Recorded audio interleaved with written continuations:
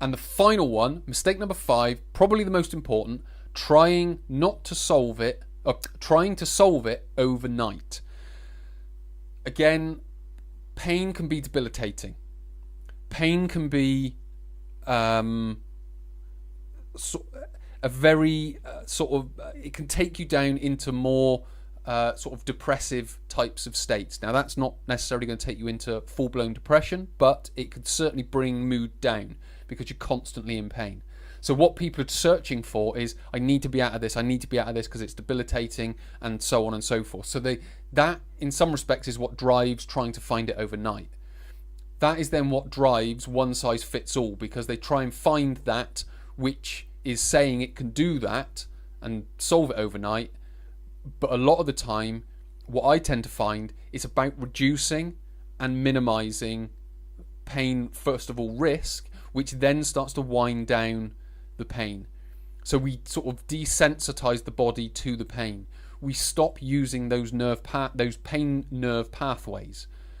And we can do that, first of all, again, as I've mentioned, by going through the questioning and assessment process.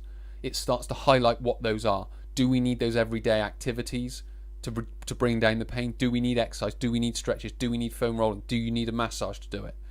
We need to start understanding all of these different ways that it could be causing a problem, so we can then start building in what we need to do.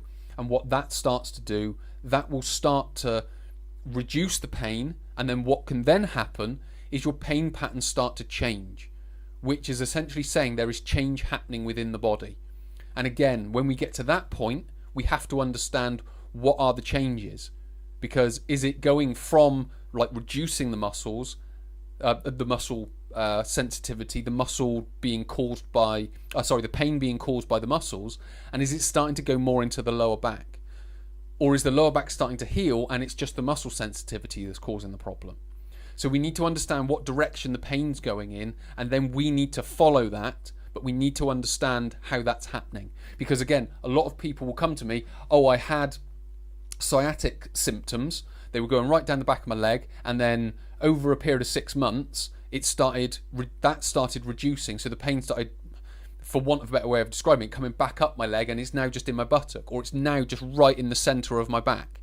So there are these types of conversations that are had, and these sorts of patterns that are starting to be shown.